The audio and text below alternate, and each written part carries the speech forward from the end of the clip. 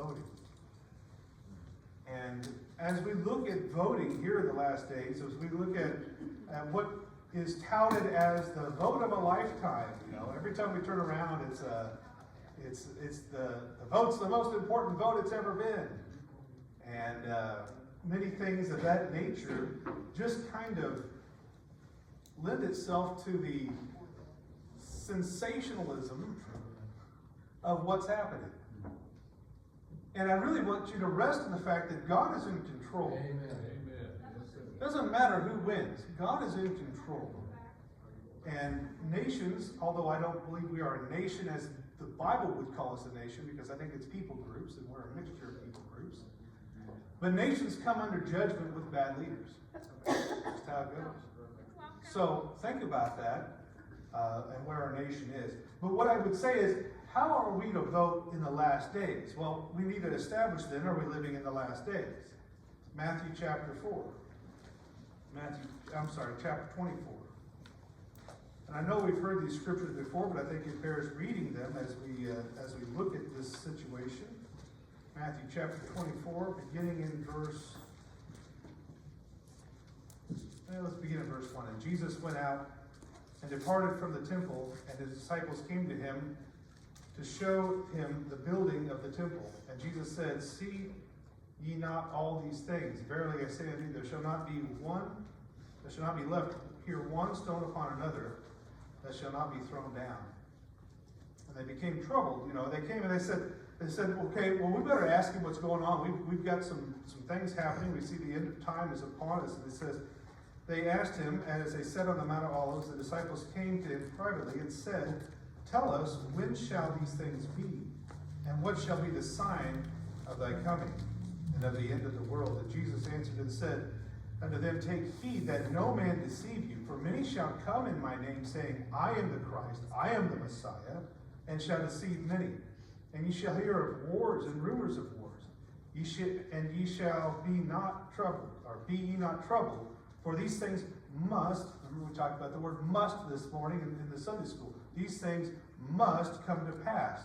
But the end is not yet. For nation shall rise against nation, and kingdom against kingdom. There shall be famines, pestilences, and earthquakes in diverse places. All these things are the beginning of sorrows.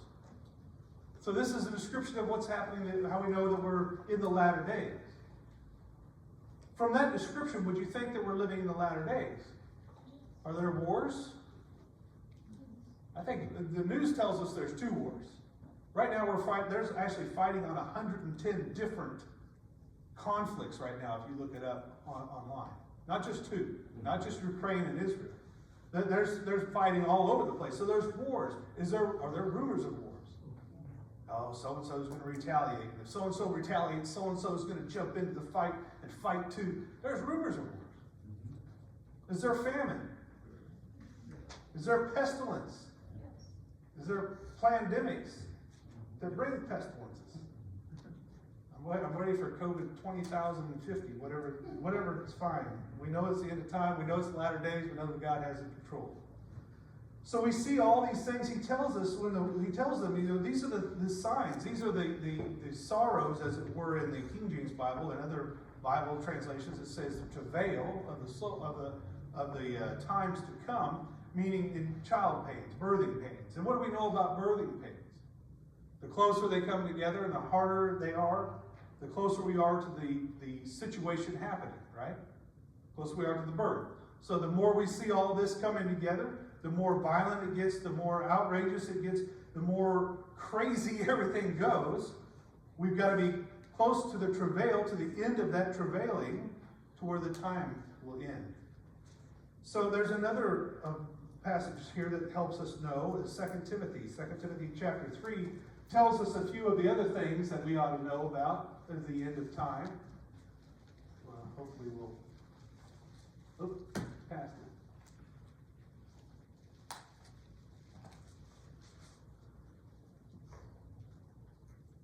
Well, no, please go back if we can. Can you go back there for me? Yeah.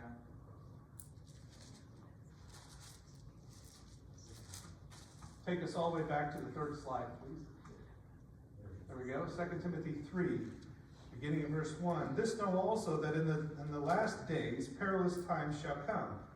For men shall be lovers of their own selves, covetous, boasters, proud, blasphemers, disobedient to parents, unthankful, unholy. Good grief, the list keeps going, doesn't it? Without natural affection, truce breakers, false accusers, incontinent, fierce, despisers of those that are good, traitors, heady, high-minded, lovers of pleasures more than lovers of God, having a form of godliness, but denying the power thereof. From such run away. Wow, what a description! They'll be lovers of themselves, self-centered. What is the big thing today? Me. We start talking about stony ground and use the word of God to get the stones out of your ground. What's the biggest stone? Self. Lovers of money. That's pretty obvious. Boasters, braggers, full of great swelling words. Proud. And I'm not talking just proud in this one sense of being arrogant. We're proud in things we should have no business being proud about. It says blasphemers. That happens at every single rally I see. Have you ever listened to what's being screamed at some of these rallies? I saw someone scream, Jesus is Lord, and the person in the pulpit said, wrong rally. They should have put her on a rail and run her right out of there. Disobedient to parents, unthankful, unholy, unloving, unforgiving, slanderous, without self-control. I mean, it just goes on and on. Headstrong, traitors. We just had a traitor in our own Pentagon, didn't we? Released all of Israel's plans to Iran. Haughty, lovers of pleasure more than lovers of God. I'd say we're getting pretty close to there. I think that if you were to look at us as we're living here in the last days, hopefully this will work this time, we can see that all of this stuff is happening. And I'm sorry, I don't understand the mindset of the anti-logic that is happening in our schools. Our universities, by far, are sold to the devil. You've got Pride Month that ended up being almost Pride 2 months. You got protesters that are protesting for Palestine. You got homosexuals protesting for Palestine. Do they know what would happen to them if we sent them there? The minimum sentence is 10 years. They'd rather throw you off a building. I don't know, we're going really far ahead here. We'll just skip through. But it's an interesting thing to see. Men will be lovers of themselves more than lovers of God. They'll take the form, like this one, of godliness, but they'll deny the power that comes. And this is, you're going to see deceivers coming in and taking away people, taking away the thoughts of the people and really pushing in. And some people get very angry with verse 6 here. It says, for the sort of this they are which creep into the houses and led away captive, silly women laden with sins, led away with diverse lusts, ever learning and never able to come to the knowledge of the truth. Now, does it say every woman is a silly woman? No, but it says it's going to come strictly right at these silly women. The women who are carried away with emotion rather than truth. And what do we see now with our transgender sports? They've attacked women in their emotional state of caring and wanting people to be equal and wanting them to have their own place to run a race. And now what's happened? There's not going to be another female record holder of any sport ever again. And that's where we are. I mean, you look at this. In fact, believe it or not, the female swimmer tied the male swimmer. And they gave the trophy to the male because he needed his picture with him to show that they're inclusive. This is the craziness that's happening right here. This is where we are. So I think that we can see we're living in what I would consider the last days. Are we ready to go to the next? Go again? Again? Is there sound on the computer? Yeah. Okay. God is gay. God is a lesbian. God is trans. God is gender non-binary. God is straight. God is cisgender. God is black. God is white. God is Middle Eastern. God is Asian. God is differently able mentally and physically. God is able-bodied. God is you, and you are God, because you are a reflection of God's divine image. Wrong, wrong, wrong, wrong, wrong. How many times do I have to say wrong? What a blasphemous thing to say. Can you imagine if I was God, he would be a burnt toast crisp on the floor. He said that. That's probably the way reason I'm not God. God's more loving and forgiving than I am. God is mentally handicapped?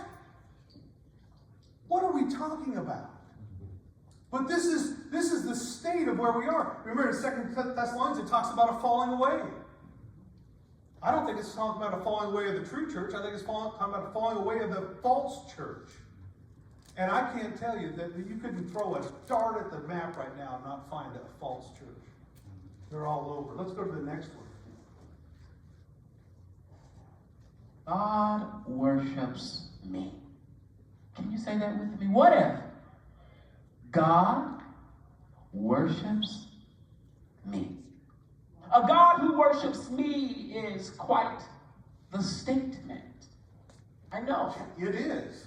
But follow me. Now I get it. We started to worship a very big heteronormative white Jesus that we constantly thank for standing between us and a mean God. But really, who, what, when, and why? Worship has become so God-centered that it risks the subjective colliding of our own themes, our biases, etc. What if worship is us on the mountain of transfiguration? This space where God spoke, that God was well pleased. This place where God spoke about God's Son in such a way that the light shone on him and God looked and said, wow. What if worship is Genesis 3:8 that says, when God says, where are you? And who told you that you were naked? Who told you that there was a flaw in your beauty? The God who meets us and keeps confirming that who we are is good enough. What if that's worship? We declare that you are God that worships us. That's how much you love us. That's how much you desire us. That's how much you are for us. Let's get to the next one. So, I'm going to tell you right now, if God worships you, he's not worthy of worship. Just going to tell you that flat out. God does not worship you. I'm just utterly appalled at the things that come out that I see every day.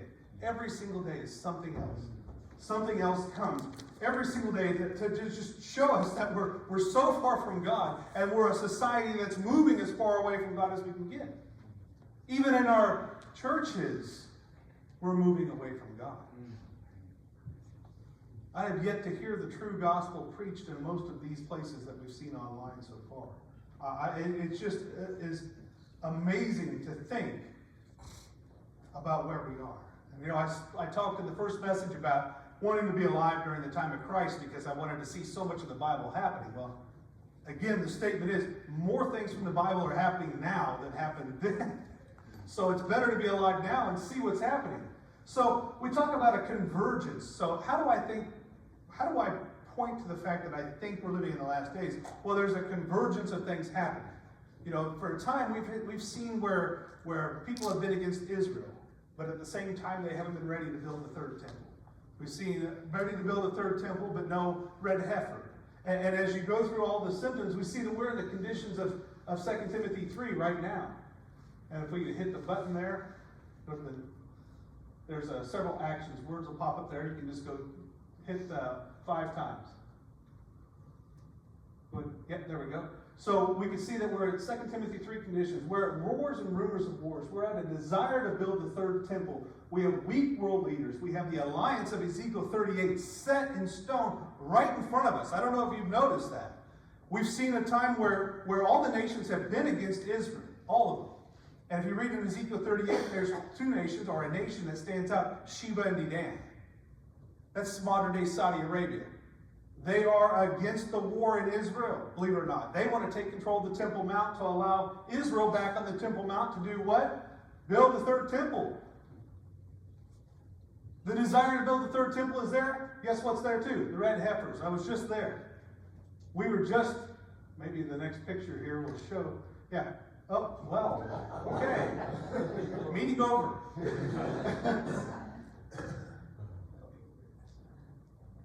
There you go. We were just there in July. Shiloh, ancient Shiloh. Beautiful site. I don't know if you've ever visited ancient Shiloh, but that's where the tabernacle rested for 369 years. Beautiful site. They think they've uncovered the last time, not this time, but the time before, would have been in June of 2023. They uncovered the fourth corner of the Holy of Holies while we were there. The man who controls that site, Dr. Scott Stripling, is a great friend of ours. He gives our groups a personal tour as the archaeologist when we go. And then the man there in the light-colored shirt, his name is Byron Stinson. And Byron Stinson has 5 pet red heifers. And yes, they're pets. Because Israel has an embargo. You're not allowed to bring cattle, livestock into Israel, but you can bring pets. You can bring 5 pets. So each one of those cows is worth $250,000, and it cost $500,000 to fly them over from Texas. 3 of them, well, 2 are disqualified. The third one is maybe going to be disqualified, but 2 are still qualified. So not only do we have the desire to build the third temple, we have all the instruments by the Temple Institute has been given out. We just saw another replica of, or some say replica, some say ready to go, Ark of the Covenant that was revealed just last week. Into this area, we see all of these things converging, so I think we can point that we are living in the last days. So, now that I think we can prove, see where we're going on the next slide here. Now that I think we can prove that we're in the last days, how should we vote? Does it even matter? Well, I think as Christians we are to be participating in the local politics, in government. In fact, I wish there were more believers elected to office. We wouldn't have half the problems we have. But we keep electing morally bankrupt. Never mind. How should we vote? How should we vote? I'm not going to tell you who to vote for. I'm not going to give you a name. I'm not going to point out a picture. I'm just going to say a few things here.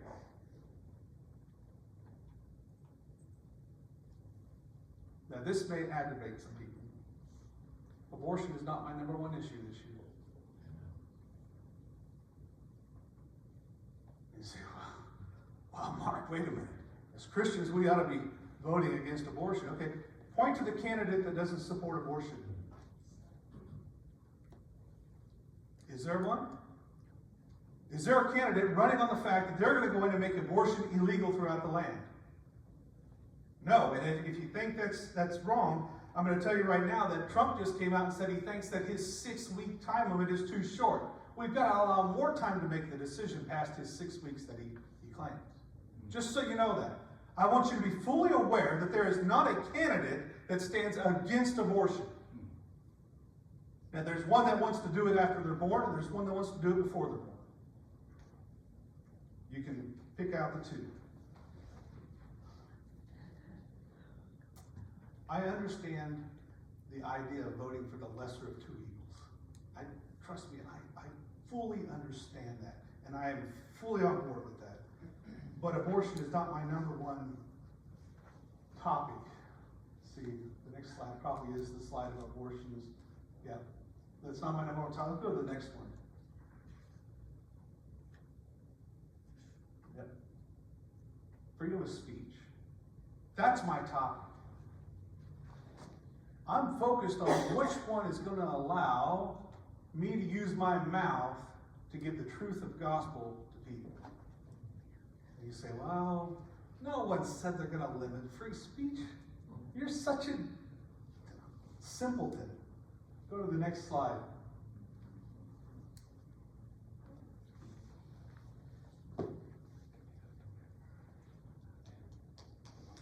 New Canadian law. How about that? Imprison those who affirm biblical morality. In fact, they are trying to jail you if you read Scripture in public. This is called Canadian Bill C-367. And what it does is it's got a hate speech bill. And what they're trying to do is remove the religious exemptions. They said, religion is being so offensive, we need to remove the exemptions from the bill so that if you say something offensive, even if it's God's word, we can throw you in jail. It's exactly where we're at. Go to the next slide. This young man from Canada is being arrested for handing out Bibles. What happened, he was on a university campus. They had some kind of a speaker or something happened. He walked out, didn't want to be a part of it, and started handing out Bibles. A ruckus started because they didn't want him to hand out Bibles. Guess who gets arrested? The Bible guy or the instigators of the fight? We all know. Go to the next slide. We even have this Pavi, the Finnish prime minister is being accused and on trial for hate speech, for comments on tweets that she put from the Bible. I mean, this is where we are. Go to the next one. Now, praying silently. Arrested for praying silently. Who was offended at this? Who's the victim of this crime? Most crimes have to have a victim, right? Who's the victim of me silently in my head praying to God that he'll change the mind of women walking into abortion clinics? Quick it again. Here we are, another man, a British man, convicted of the same thing.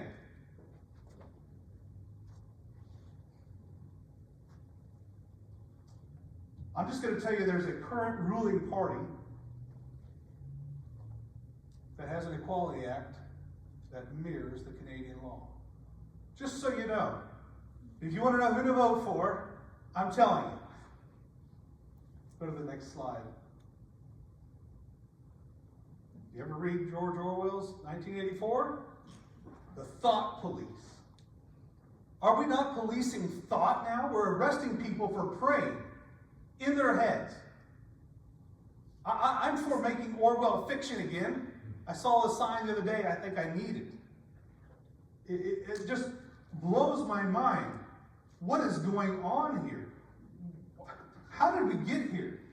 And I'm going to tell you right now, it goes all the way back to Marxism. And it goes even before that. And we see how Marxists come into the government. They take your current rules, they twist them, they change your laws, they use it against itself to start doing what? Strangling free speech. I heard a joke the other day that I love. It says, the founders of America thought it was most important to be able to say what you wanted. It was a paramount. The first thing they wrote, say whatever you want. The second thing they wrote, better have a gun.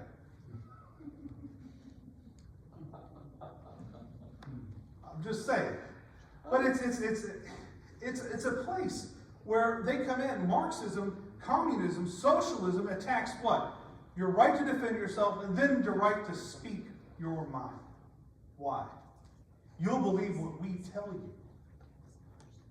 That's exactly what it's about. It's about squashing the truth. It's about bringing the gospel down so nobody can make a conversion and be free from their sins. You know, they like to steal the slogan, the truth will set you free. Just tell the truth about what happened. No, the truth will set you free. What is the truth? Jesus Christ.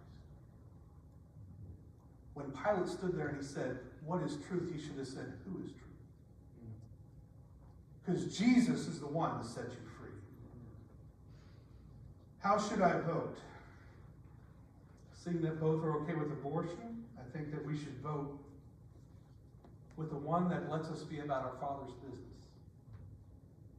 You know, in Romans chapter 8, we read that we are the sons and daughters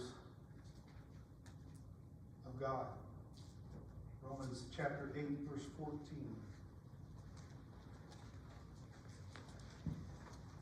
For as many are led by the Spirit of God, they are the sons of God. For ye have not received the spirit of bondage again to fear, but have received the spirit of adoption, whereby we cry, Abba, Father.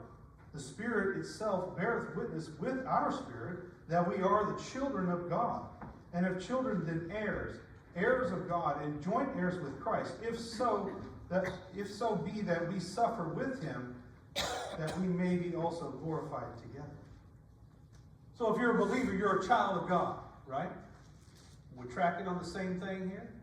If you're a child of God, then let's look at 1 Corinthians 3. 1 Corinthians chapter 3. Verse 9. For we are laborers together with God. Ye are God's husbandry, and are God's building, according to the grace of God which is given unto me, a wise master builder. I have laid a foundation, and another buildeth thereupon. But let every man take heed that how he buildeth thereupon. For the other foundation can man lay than that is laid, which is Jesus Christ. We are co-laborers. We are sons. We are sons and daughters. We are the children of God, and we are co-laborers. Co-laborers into what?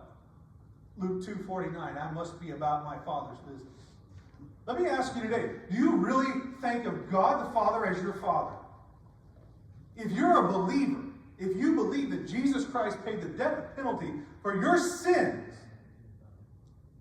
God the Father is your Abba Father. He's your Father. And what should we be about? My Father's business. So I'm going to vote for the candidate that's going to allow me to be about my Father's business. Now, at Milk and Honey, what I do is preach, spread the gospel, do videos. Let's go to the next picture here. I'm not sure where we are. I've lost track of the PowerPoint. The Great Commission. Yeah, that's how I want to vote. Milk and Honey. Go ahead and go to the next. Milk and Honey, B-Tip, Get Ready News. It all kind of falls under the same Milk and Honey Ministries umbrella. Milk and Honey is our tourism and schools work that we do. B-Tip, Bible Truth and Prophecy, that's Rob's, and I do some of the shows there as well. Daily show, weekly shows. Get Ready News is Dave and I. We do a weekly program. All of these go on YouTube, Facebook, and on Worldview Weekend with Brandon House. So you can see all those episodes there. In 2023, we started Facebook with 97,000 followers. We thought, well, I shouldn't say it. March of 2020, when we were told we couldn't meet together, we started Facebook with like 5 followers. People from the church that wanted to see the message we had recorded that was already prepared after we were told, you're not supposed to meet in person because you'll get it chosen. 2023, the last time I was here, we had 97,000 followers. 2024, 800,000 followers on Facebook. When we upload a gospel message to Facebook, 800,000 people get a ding on their phone. That's staggering to me to think of. In 2023, our YouTube started at 2020 with about 10 subscribers. And then in 2023, we're at 1,626. Go ahead and click the next thing. 70,095 subscribers. We were at 34,000 views in 2023. Now we're over 500,000 views. It's like 549,000 views. And if you take the minutes watched and combine them, it's like turning on our YouTube channel for 4 years solid. That's how much content's been watched on the channel. It's been amazing to see what the Lord has done. Get Ready News just started this year. We're already 20,200 subscribers. Believe it or not, most of our viewing happens on Facebook, though. We're at 242 followers on Facebook, but we get 20,000 views of the videos on Facebook alone. Online ministries, there's over 800 videos. In the past 4 years, we've produced almost 800 videos. I don't know if you've ever edited or recorded content. 800 videos, almost 1 million subscribers and followers, 6 years of content viewed. If you were just to turn it on, let it play for 24 hours a day, 6 years straight to watch everything. And outreach is in multiple countries. Let's go to the next one. Yeah, touring, Milk and Honey touring. We were in Israel in July. We had no problems. We couldn't go to the Golan Heights. We could go to the Golan, but not the Golan Heights, so we skipped Tel Dan on this trip. We had a few, I would say, naive people with us as they drove through the fields of northern Israel and said, oh, look, they burn their crops like we do. Yep, they sure do. Keep driving. Might be the Iron Dome shooting down rockets. I'm not sure. But we had a wonderful time. It was a great time of devotion and growing in discipleship. And we have plans to continue this. November 2024, our senior trip is not going to Israel. And it's not because of me. I'd go tomorrow. We do have some parents that were concerned, so we've changed our November trip to visit our sister academy in Burma. So we're going to go spend a little time mission work in Burma and then a little time touring through Bangkok on the way out. June 2025, we do have an Israel trip coming up. It's what we call Extended Israel. It's 14 days, all in Israel. And it'll be a wonderful time. We're going to plan to have 2 buses. We're going to have I don't know if anyone knows Pastor Billy Crone out of Las Vegas. He's going to have a bus, and then Rob and I'll have a bus as well. And the reason we're doing it together is because we can get a little bit of a bundle deal if we run 2 buses. So those that sign up with Billy will be able to go see and hear his devotions at the sites, and those that sign up with Milk and Honey will go hear Rob or I discuss the site. It's a wonderful time. If you've never been and you want to go, let me know. If you've been and you're ready to go back, let me know. It's going to be a wonderful time. It's a long trip. 5 nights in Jerusalem to start. And we do it backwards than most people. Most people start on the coast and come in and finish in Jerusalem. We start in Jerusalem and finish on the coast. Because we want to come in and do the hustle bustle of Jerusalem first. We want to get that busyness done so that when we get to the Galilee for the next 3 nights, we can teach and talk and enjoy devotions and slow our pace of life down and have a real time with the Lord. And then we'll have 2 nights on the coast. From there, we'll drive all the way south, 6-hour drive to Elat, where we'll spend a couple nights in the Red Sea, and then back into Jerusalem for another night, and then heading out back home. After that, we have July 2025. I don't know if many of you know Nate Bramson. He's a good brother of mine. We've been doing a lot of things together here lately, and we'll be doing a 7 churches Turkey and Greece trip. And then, of course, November 25, we'll have the senior trip. In October of 2025, we'll have the 2nd annual prophecy cruise. Let's go to the next slide. So we took this cruise ship this year with 41 people. Now, we weren't the only people on the cruise ship, unfortunately. But it was nice. We had our own secluded areas. We had, let's go to the next slide. Yeah, we had time of teaching. This is at Ephesus, right here in front of the theater. That's at the altar of Zeus. And this is at Ephesus as well. This is John Hood. He's from Billy Crone's church. Wonderful man. He and I had a good time of fellowship. He's a blessing on the trip every time. Go to the next slide. Yeah. So on this trip, it's called a prophecy cruise, and we're trying to make it an annual thing. The first speaker here is Brandon Holthouse. I don't know if anyone has known him. Tip of the Spears Ministry, Rock Harbor Church in Bakersfield, California. Does phenomenal things, taking IDF soldiers that have been called up out of retirement, out of reservists, and helps them with boots, body armor, anything they need, they take it out. Billy Crone, of course, at the top there, his ministry is fully focused on apostasy, getting rid of the Satanism that's creeping into churches, getting rid of all of the Gnosticism that's coming in. Oh, I wish I had a better picture of Mondo. He's got his eyes closed. He was doing a video at Laodicea. Mondo Gonzalez with Prophecy Watchers. So they all plan to be on the trip next year as well. It'll be a long trip. It's 9 nights is the plan right now on a cruise ship. Starts in Greece, steaming the first full 24 hours to Alexandria, Egypt. We'll spend our first day in Alexandria, then in Cairo, then back to Istanbul through the Greek islands, Limassol, Mykonos, Rhodes, Ephesus. We'll be at Ephesus again. And then after that, you can sign up for a post tour, which we'll all be part of, going to Mount Ararat. So we're going to go all the way to Mount Ararat for 2 nights and then finish with the 7 churches and fly home. We also have a possible filming trip coming up. I did one of those with Southwest Radio Church with Milk and Honey, where I arranged all filming rights for 2 countries. And so all of these men want to try and get together and get the filming rights for Saudi Arabia. They're ready to go into Saudi Arabia, into Turkey, and into Jordan and Israel. So we're being prayerful in that. That'll be something that'll come to fruition. Let's go to the next slide. Milk and Honey has several schools. There's some that we don't talk about very often. This is the only slide you'll see from this place because we like to keep it under the radar. But it is in a country that is currently being picked apart by Israel, we'll put it that way. In fact, they're about an hour away from Beirut. And they have not had any ill sufferings for the situation so far. They've not felt unsafe. The Lord's protected them.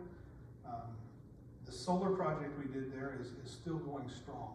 And they value that every single day. Has just been a blessing to them. You know, before we did solar, they were getting about 15 amps of power to the school for 2 or 3 hours a day, and maybe that to their house.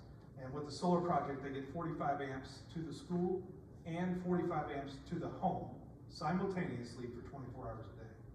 So that $40,000 investment was just perfect. I've actually asked John if he wants to see if he can make the system bigger so they can do more things. But they're called the Constant Lighthouse. Guess what? They're the only building that has 24-hour light shining in it. And it's all because God is there. Don't hide your light, right? The light keeps shining in Lebanon. They have a son going to school here, so let's just keep in prayer for him for being homesick. This is the first time he's been away this long. But that's kind of where we'll leave that. They're looking to do an addition, but there's no place to add on. They can only go down. So they're working on a project, digging down under one of their buildings to add a basement. STEP, our SCA Burma, boy, they're hurt for teachers. If you want to know where they're at right now, they're hurting for teachers. They're short by 8 teachers. Not a single teacher has a planning period.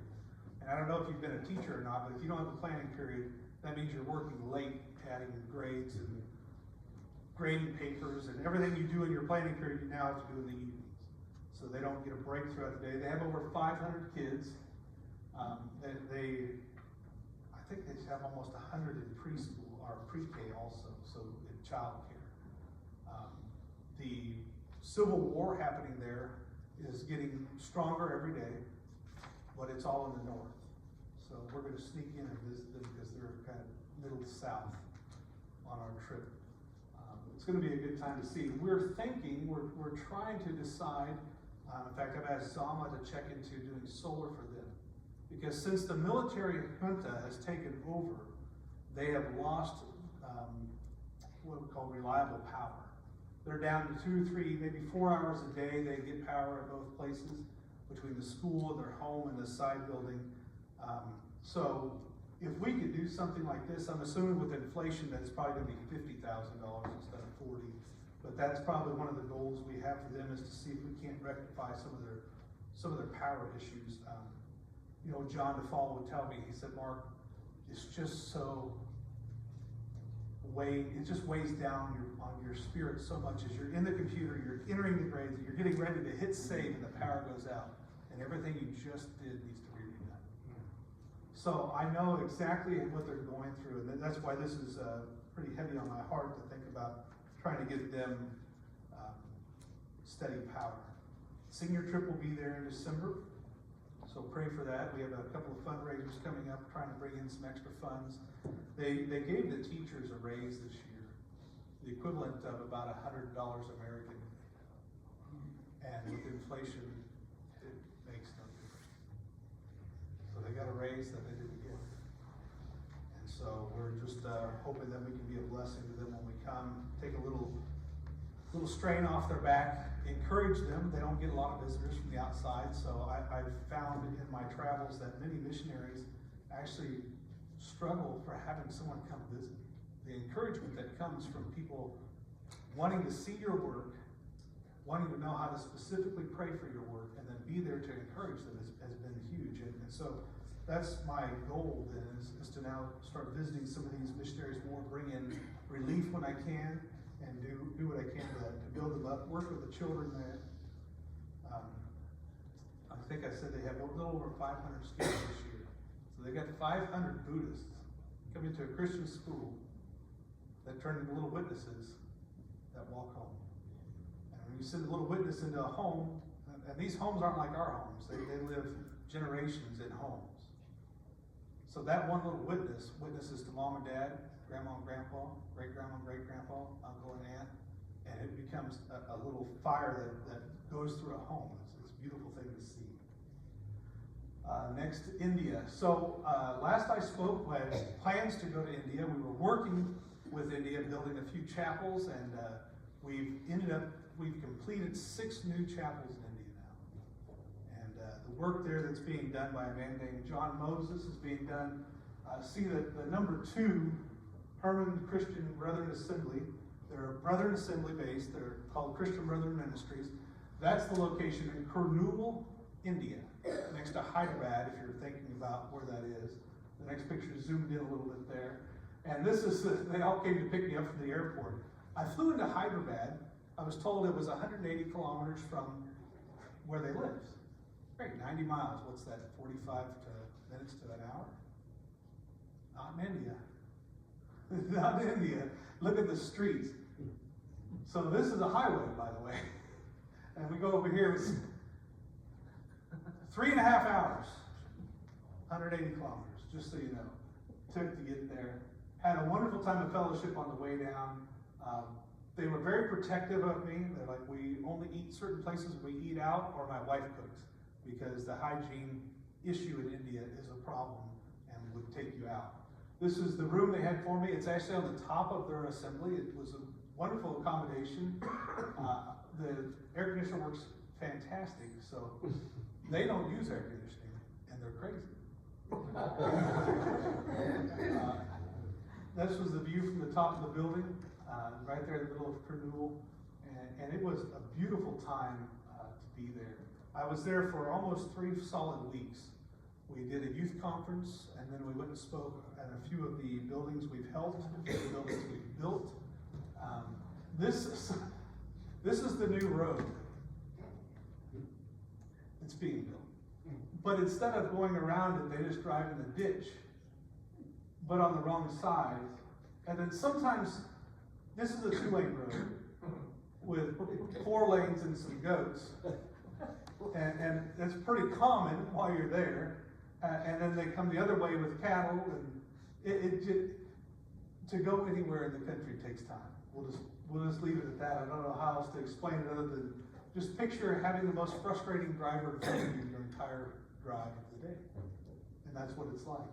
So it was a challenge to get around, but it was a good time of fellowship. We had lots of time in the car to get to know each other, to go over doctrine and theology.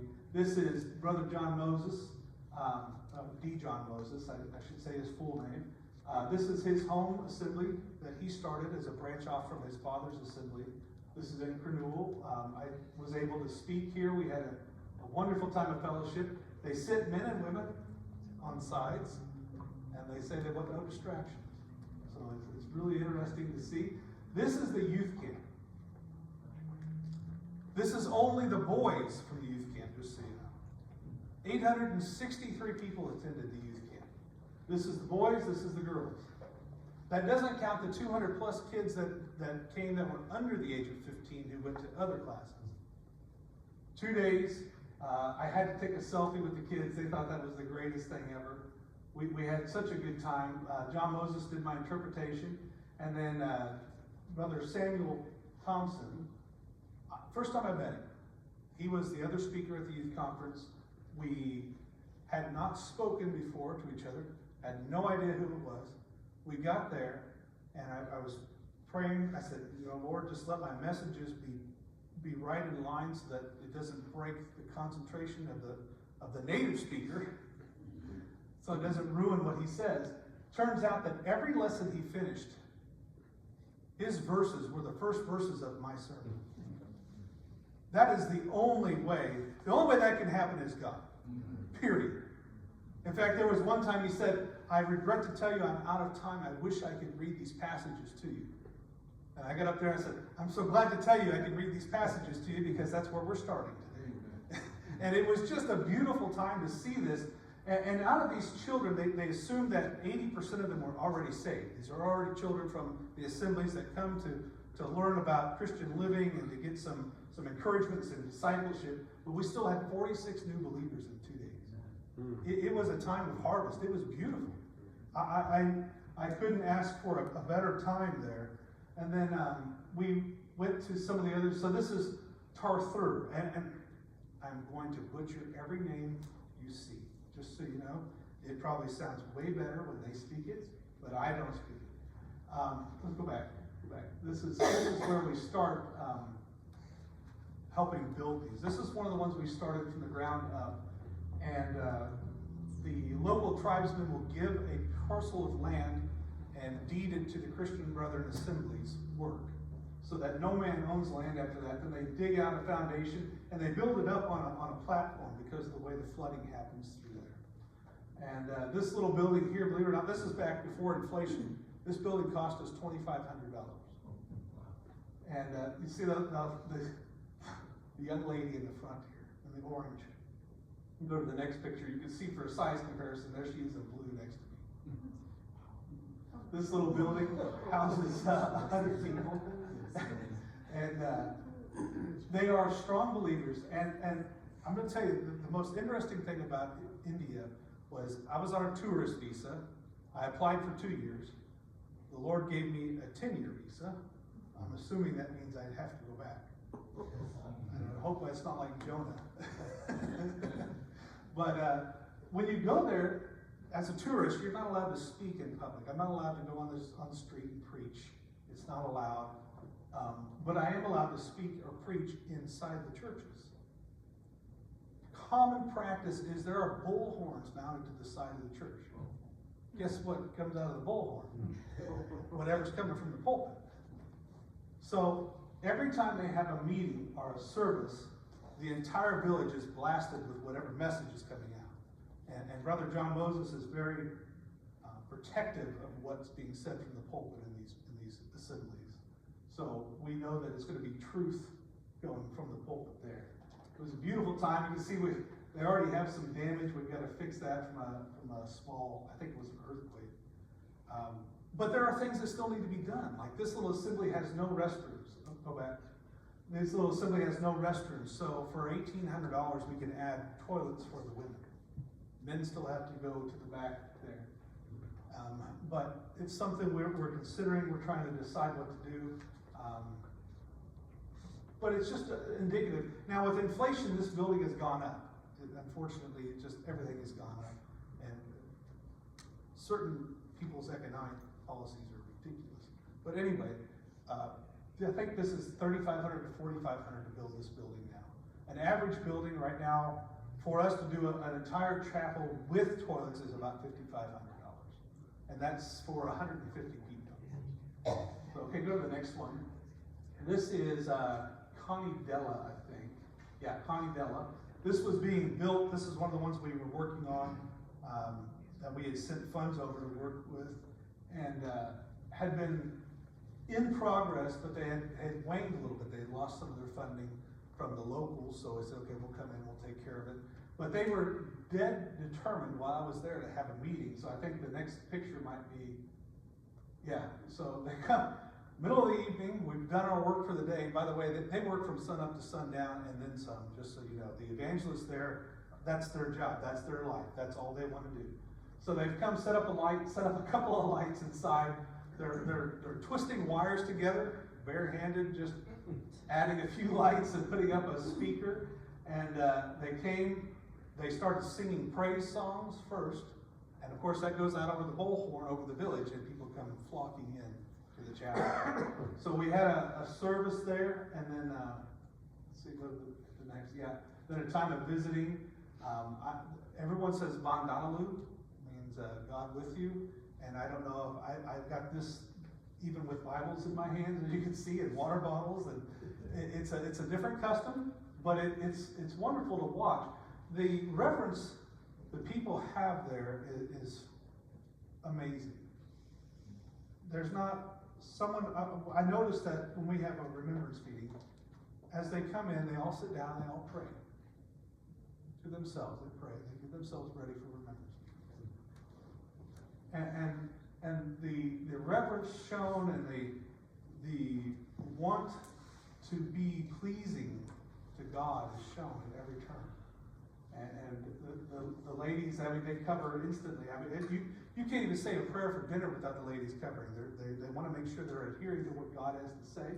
They want to be sure that you know it's in respect to order, and they respect order, and that's what they want. So let's go to the next picture here. After I left, they finally finished it just about 2 or 3 months ago. So this is the interior of that same church. This cost us, I think, about $1,900 to finish off. Beautiful room. They actually built a speaker's room up on one side, and then here's the front. Yep, here's the front of it. And then see that big pole right there? Bullhorns. The gospel's going out in that village. Whether you want to be in the church or not, you're going to get the gospel. So it's an amazing thing to see. And the work going on there is just phenomenal. I just can't even imagine that we're associated, that the Lord has let me be associated with this. And as we spoke through those buildings for about a week and a half, we would show up in the evenings and we had about 12, I think he said 12 new believers just from those short meetings there. Let's go to the next. So this here, Manaparu, this thatched building, this is how churches start. So well, I guess I should say it. They start in a home. Too big for the home, or they have an Islamic husband or wife or whatever, Buddhist or Hindu, and they say you can't have that here. So they build this little thatched building. And as you can see, they're phenomenally safe buildings and well constructed. But from there, once they have so many people meeting, they try to build a bigger building to be met with. So this is that same hut right here in the corner. And they built this building with funds that the local people raised. But of course, with inflation and everything started to run short. So let's show the next picture. So you can see all the wiring dangling on the walls, and you see the balcony with no railing. And go to the next picture. And then we see this whole alleyway here. This alleyway was supposed to be finished for the evangelist. The evangelists do not have jobs there. Their sole job is to work for God, is to witness, is to disciple, is to speak, and keep that little body thriving. So right now they rent a building about 3 blocks away. For the same amount of a year's rent, we can build a house right there in that alley for them. So that's one of the things we're looking at doing. I think that he is, yeah. So to finish the electrical there, the house, and the balcony, yeah, is about $3,500. So that's one of the things we're looking at trying to do this year. Go to the next one. As you can see, there's another hut. And the insides of these huts, I mean, you can touch the ceiling of it. You can see the daylight kind of coming through. But this is where they meet. This is where it all starts in some of these little villages. This is where the kids that don't go to the home meetings, that don't know about the home meetings, end up hearing worship songs come from these buildings with these bright colors. And the next thing you know, you're starting to have more and more children jump into these meetings. And we go there and we'd speak, and he'd translate into the native language as Telugu. And we had such a wonderful time. This is one of the evangelists here with the glasses on his shirt, wearing the blue pants, and the guy standing next to him with the untucked shirt, he's the one that's donated the land. So he wants to see it go forth there. Go to the next slide. Buttercup, anyway, I'm not going to try it. This little thatched building is where they started. These are some of the projects we're looking at trying to finish with them. So you can see they started, this is the thatched building they started their assembly in. They began to build. The evangelist there passed away. He was taken away in a car wreck on his way to visit a family whose husband had passed. So it was sitting there like this, open. Click the next picture. And you can see that the top of it is still open. There's the local evangelist. That's John Moses is in the middle. The local speaker is in the blue shirt there. And so we have sent enough funds over. Go to the next. Now you can see they're starting to pour the forms for the roof. We've helped them get that completed, and I think it's completed next month. Hit the next picture. You can see that awning comes out over the old thatched building that'll come down. So We've been able to do a lot of things there. Go to the next. This is an assembly. This is a 12 by 10 building on the end of a lot of houses. And they have about 25 believers here. You see, they lay that the laminate floor. And this is where they meet. Sunday, Wednesday, Thursday, Monday. They have meetings all the time. And I wish we could see this other picture. That's the front of it.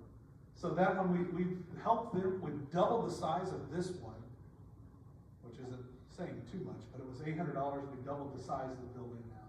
Let's go to the next.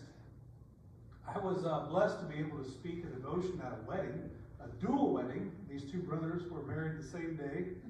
It was an amazing thing to see the ministers of all the churches from their families past, from their current church, and from the Christian brethren, all there on the stage about this wedding. It wasn't just a family thing, it was a church thing. And these wonderful people were given Bibles was their gift. Interesting. When you get married, you get a Bible? I think that's an appropriate gift. When I arrived, you see that blue suit? I arrived, I did not bring a suit. It's 100 degrees there. I'm speaking in churches that have no air conditioning. I did not have a suit. They asked me if I would speak. I said, I don't know them. He says, no, it's an honor to have someone from America speak at our wedding. I went and bought material from a material shop for $30. Drove down the street to a Muslim tailor who measured me up, and for $40, he put the suit together in 2 days. So I bought 3 more suits. And now I've lost weight. But anyway, that was such an enjoyable thing to be there, but to see their community come together around this wedding, and to see the church and the elders be involved in this wedding, and how much stress they put on the young men and women to say, you need a biblical marriage. You need God in your marriage. Not just loving each other is not enough. You need God to make this work. And it was beautiful to see. Go to the next.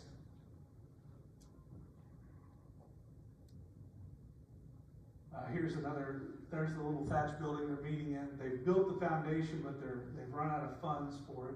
This isn't one we've helped with, but I can tell you, there's a bench off to the side. I was sitting there, and I was thinking to myself, what credit card can I take a $3,500 loan on?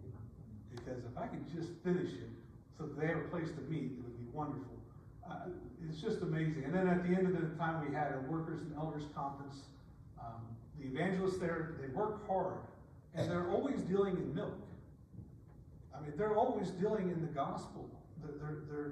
They don't get teaching other than when they come together at an evangelist meeting where they can really get teaching from another brother that's going to come in and dig deep into the word. So it was supposed to be 30 people. 180 showed up. We talked about prophecy. We talked about end times. We had a wonderful, wonderful time. They don't complain. See, I notice you're not complaining yet that I'm over time. They don't complain when we go over time. I was over 1 hour, and they were, keep coming, keep finishing. We want to hear it. It's totally different mindset. It's amazing to see and amazing to be part of. What's the next one here? Yeah. So our prayers going forth is safety in Lebanon, encouragement, and opportunities to witness. We want to see the lighthouse be the lighthouse forever over there until the rapture comes. And then I want things to be left there so that when the rapture happens, people know what happened. Step Burma, safety with the Civil War. They need teachers. Inflation is a problem. The solar project, we're considering that, be in prayer about that. The senior trip. India, upcoming youth camp. Brother Nate Branson and I are both speakers at youth camp this year in January. The subject is excellency of the Lord. Continue to have open sharing opportunities, encouragement for the evangelists, funds for building more assemblies, funds for Bibles, and school paperwork. We're actually in the middle of, they have already applied and registered the name Sunrise Academy for India. And we're in the process of helping them with their curriculum to be approved by the government to start a Christian school. And so that's our prayer there. I wish I had included a picture of the building. John Moses found a 3-story building that would suffice for the first 6 years of school. We have the first K through 6 is what we want to start with. he sent me the note saying, okay, this is 350. Well, the way we write numbers is totally different. So I mistook that he said it's 350 lakhs. A lakh is 100,000. So I said, oh, $4,000 a month for school? That's not too bad. He says, no. You take a zero off. It's 35,000 rupees, which is about $400 a month. So we're probably going to have to come up with some funding to get them started for the first 6 months or so. Teachers' salaries average about $3,500 a year. And the building, of course, would be about $5,000 a year. So we're going to have to probably get them started, and then they'll be solvent on their own. So that's kind of on our prayer list right now to be looking at for India. So there's kind of the update on what we're doing currently, what to pray for, and where we hope to go.